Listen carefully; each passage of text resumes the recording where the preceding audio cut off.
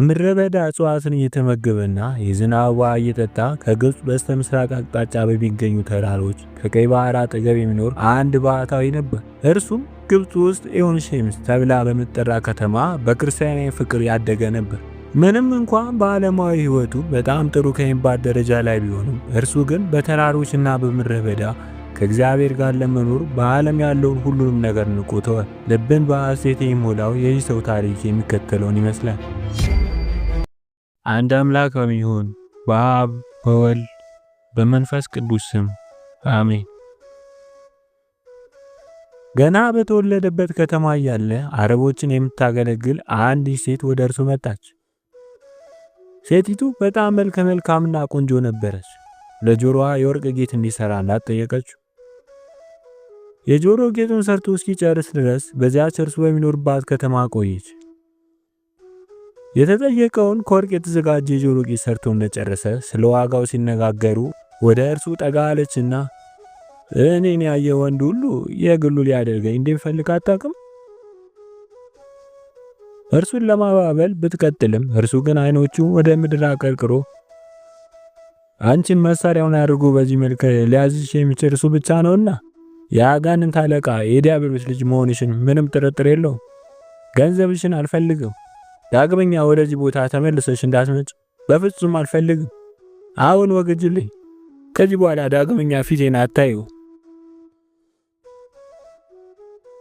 በጸጋውና በምሕረቱ ያልተለየው እግዚአብሔርን አመስግኖ ወዲያውኑ ተነስቶ ወደ ቤቱ ሄደ። እንዲህ ያለ ራሱን መውቀስ ጀመረ። በዛች አስፈሪ ቀን ለነፍሴ ወዮላት። ነፍሴንም ስጋዬንም ወደ ዘላለማዊ እሳት እየመራኋት ነውን? ነፍሴ ሆይ በነጻ ፈቃድሽ በድነት መንገድ ላይ ተጓዥ። ነፍሴ ሆይ ንቂ። በሕይወት የሚያጋጥሙ ነገሮች ጠቃሚ ወይም ጎጂ ናቸው። ጠቃሚ የሆነውን ነገር የእግዚአብሔርን ትእዛዛት ከማክበር የሚመጣ ሲሆን ጎጂው ደግሞ ለትእዛዛቱ ባለመታመን የሚመጣ ነው። ነፍሴ ሆይ በዕውሮችና በዋዘኞች መንገድ አትሂጂ። ወደ ሌላ ቦታ መሄድ ከፈለሽ አሁን ከምትኖርበት ቦታ በጣም የከበረና የተሻለ ይሁን። ከዚያም በእግዚአብሔር ያለሽ ደስታ ያድጋል። እሾህን የሚዘራ በከንቱ ይለፋልና የበለስን ዛፍ የሚተክል ግን ፍሬዋን ይበላልና። ነፍሴ ሆይ በምድረ በዳ ከእግዚአብሔር ጋር ብቻ ለመኖር ዓለምን የናቁት እንደ አባ አንጦኒዮስ፣ እንደ አባ መቃርዮስ፣ እንደ አባ ጳኩሚስ አይነቶችና ሌሎች ብዙ ቅዱሳንን ተመልከቺ። ስለዚህ አሁኑኑ ከዚህ ዓለም ተለይተሽ ውጪና ትድኛለሽ።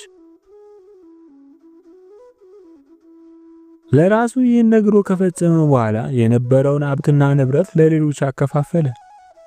አባቱ ቀደም ብሎ ሞቷል። ሀብቱን ሁሉ ለእናቱ ነበር አውርሷት የሞተው። ከሀብቱ አብዛኛው ለድሆች ተሰጠ። የቀረውን ሀብትና ንብረት ደግሞ እርሱን በጽድቅና እግዚአብሔርን በመፍራት ካሳደገችው ከእናቱ ጋር ነበር። በእምነቷና በጎ ስራዋ እንድትቀጥል እናቱን መከራት። እንደ እግዚአብሔር ፍቃድ በሰላምና በበጎና ብቻዬን ከጌታችን ኢየሱስ ክርስቶስ ጋር ለመኖር ወደ ምስራቃዊ ተራራ ሄዳለሁ።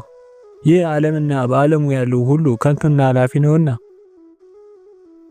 ከዚያም ለ3 ቀናት ብቻ የሚበቃውን ምግብና ውሃ ይዞ እናቱን ተሰናበተና ወዲያውኑ ወደዛ ሲመኝ ወደ ኖሩክ ተራራ መጓዝ ጀመረ። እግዚአብሔር የዚህን ሰው የልብ ንጽህና በተመለከተ ጊዜ ለእርሱ ካዘጋጀለት ቦታ ከአንድ ሙሉ ቀን ጉዞ ባነሰ ጊዜ ውስጥ እንዲደርስ አደረገው። ቅዱሱ ከነበረው ቅንነት የተነሳ እንዴት በዛ ፍጥነት ሊደርስ እንደቻለ እንኳን አላስተዋለም ነበር። እርሱ ካረፈበት ቦታ ላይ ሆኖ ባህሩንና ማዕበሉን ማየት ይችል ነበር። ከጸለየ በኋላ በመንገድ ብዛት ደክሞ ስለነበር ሌሊቱን እዛው አሳለፈ።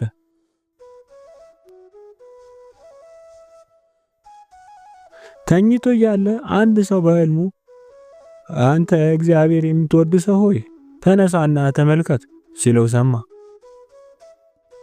ወዲያውኑ በፍጥነት ሲነሳ ነጭ ልብስ የለበሱና እንደ ፀሐይ የሚያበራ መስቀል የተቀረጸበት መቋሚያ የተመረኮዙ 3 ሰዎችን አየ። ሰላምታ ሊያቀርብላቸው ፈጥኖ ሲነሳ ከመካከላቸው አንዱ ወደ እርሱ ጠጋ ብሎ የምወድ ልጄ ሆይ ከየት ነው የመጣህ? እዚህስ ምን እየሰራ ነው? እርሱም ከጌታችን ኢየሱስ ክርስቶስ ጋር ብቻዬን በተራሮች ላይ ለመኖር ከኢየሩሳሌም ከተማ መጣሁ። ለዚህ ቦታ እንግዳ ነኝ። ስለዚህም ያ የምፈልገው ተራራ ቤት በኩል እንደሆነ መንገዱን አላቅም በማለት መለሰለት። እነርሱም እኛን መከተልና ከኛ አንዳንድ መሆን ትፈልጋለህን ብለው ጠየቁት።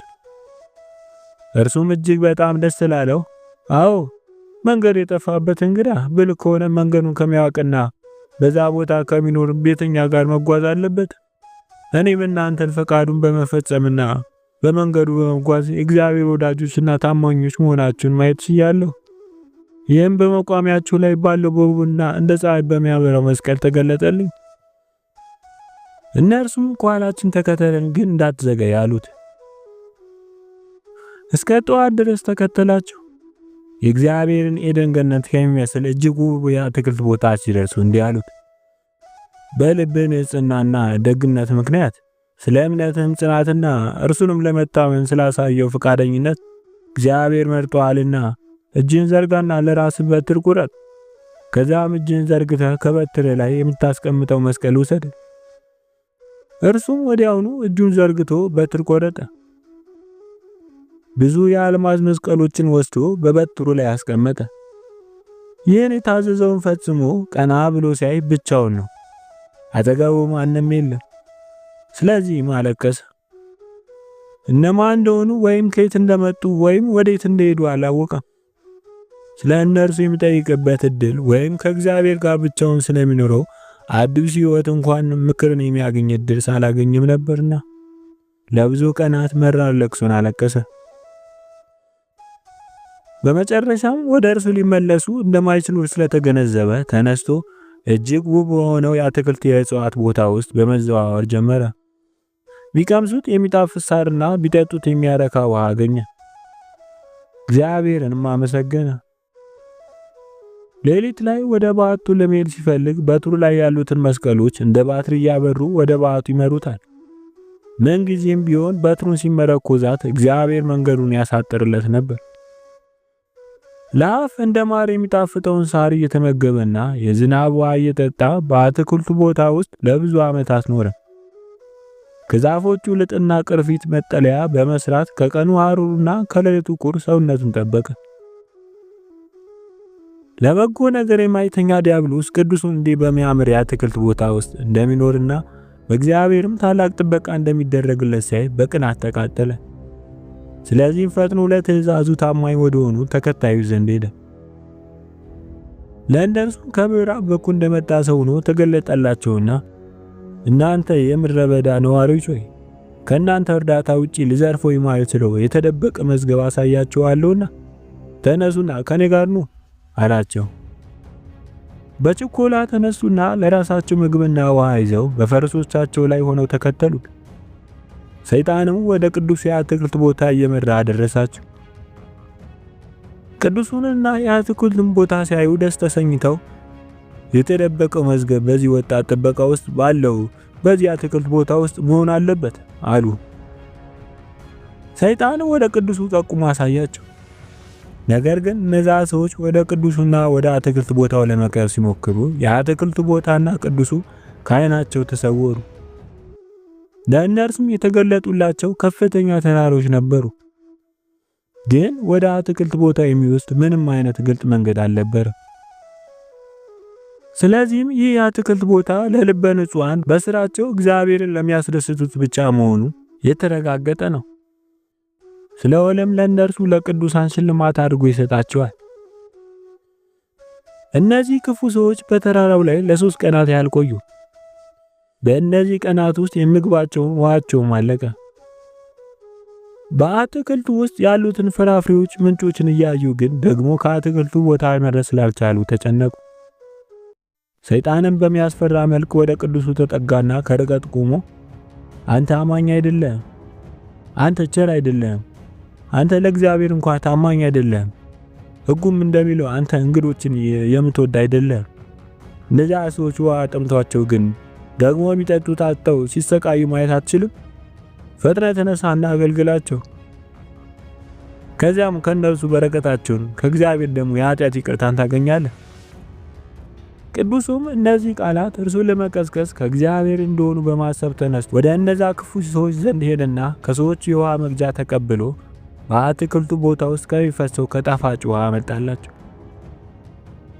ነገር ግን እነርሱ ከእርሱ ጋር ወደ አትክልቱ ቦታው ለመሄድ ሲከተሉ ሲሞክሩ የሆነ እነርሱ ሊያውቁትና ሊረዱት ያልቻሉት ኃይል እንዳይገቡ አገዳቸውና ዳግመኛ የአትክልት ቦታው ከዓይናቸው ተሰወረ። እነዛ ክፉ ሰዎችም እርስ በርሳቸው ተያዩና ይህ ሰው ከእግዚአብሔር መሆን አለበት፣ የእግዚአብሔር ቁጣ በእኛ ላይ ከመምጣቱ በፊት እንነሳና በፍጥነት ይህን ቦታ ለቀን እንውጣ። ቅዱሱ የዛፍ ቅርፊት ብቻ ሰውነቱ ላይ ጣል አድርጎ ነበር እንጂ ልብስ ስላልነበረው ከሰዎቹ አንዱ ልብስ ነበረውና ለቅዱሱ ልብሱን ሰጠው። ቅዱሱ ግን ከነርሱ ምንም ነገር መቀበልን እምቢ ባለ ጊዜ ያንን ቦታ ትተው ሄዱ። የጠላት ዲያብሎስ እቅዱ ከንቱ ሆኖ ቀረ። እነዛ ሰዎች ወደ ሌሎች ጓደኞቻቸው ተመልሰው ያዩትን ሁሉ ነገሯቸው። ከቅዱሱ ፈቃድ ውጪ ማንም ሊገባበት ወይም ሊጠጋበት በማይችል የአትክልት ቦታ ውስጥ ስለሚኖር አንድ ጻድቅ ሰው አወሩላቸው። የእግዚአብሔር ወዳጅ ሆኖ አገኘ ነው። ከአትክልቱ ቦታ አምጥቶ የሚጠጣ ውሃ ሰጠን። በተራሮች ላይ ለ3 ቀናት ያህል ቆይተናል። በእነዚያ ቀናት ውስጥ በቅዱሱ የአትክልት ቦታ ውስጥ እንዳለው አይነት ጣፋጭ ውሃ በፍጹም አልቀመስንም በማለት ዜናውን ነገሯቸው። ሰይጣን ግን አርፎ አልተቀመጠም። አሁን ደግሞ ቅዱሳን እንዲመስሉ አድርጎ ወደ አትክልቱ ቦታ እየመራ ሌሎች ተከታዮችን ወሰደ። ቅዱሱ ባህታዊ እነዚህን ሰዎች እንደማይጸልዩ የጌታችን ኢየሱስ ክርስቶስን ጠርተው እንደማያውቁና ዓይናቸውን ወደ ሰማይ አቅንተው እንደማይመለከቱ ሲያስተውል እግዚአብሔር ሐሳቡን ወደ በጎ ነገር መራለትና የመስቀል ምልክት ሲያማትብ ወዲያውኑ ጠፉ። ቅዱሱም እግዚአብሔርን ከፍ ከፍ አደረገ፣ አመሰገነው።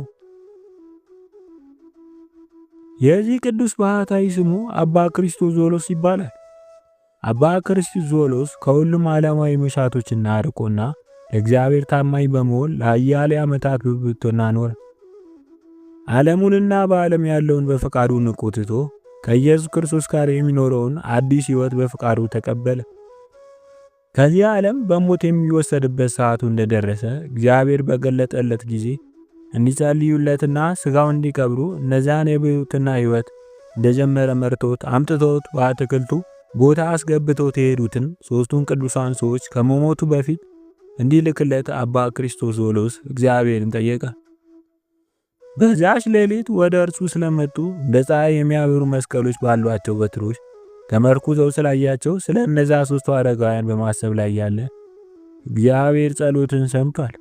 የአንተ ታሪክ ለሌሎች አርአያና ማስተማሪያ ይሆን ዘንድ ታሪክን እንድትነግረን እግዚአብሔር እኛን ወደ አንተ ልኮናል የሚል ድምፅ ሰማ።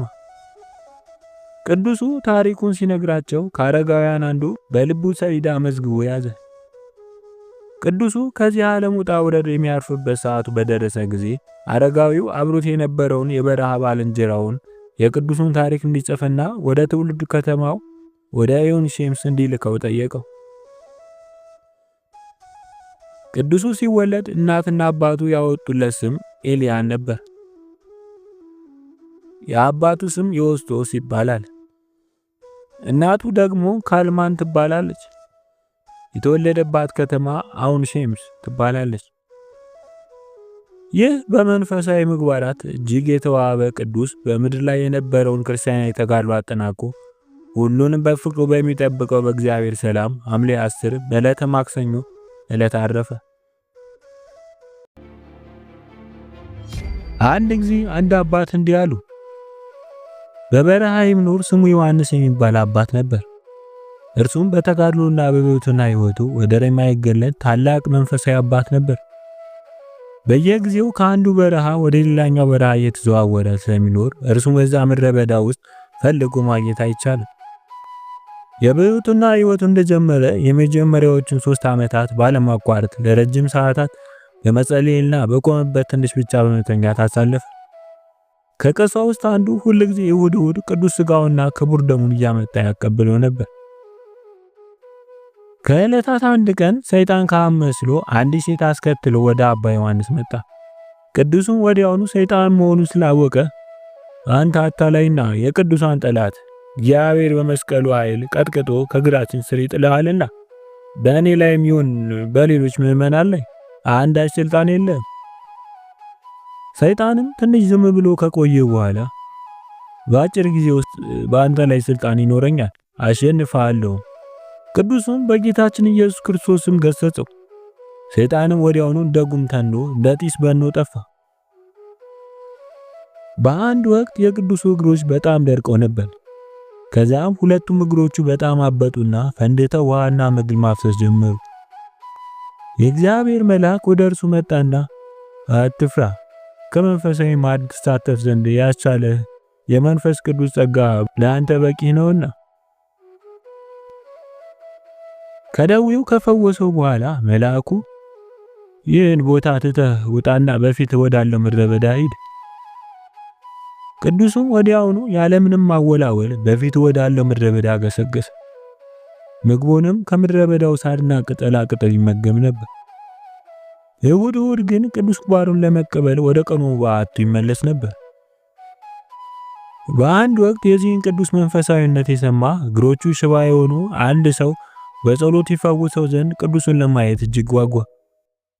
የዚህ ታማሚ ሰው እምነቱ ታላቅ ነበርና ቅዱሱ የሰውየውን ሁኔታ በመንፈስ አወቀ።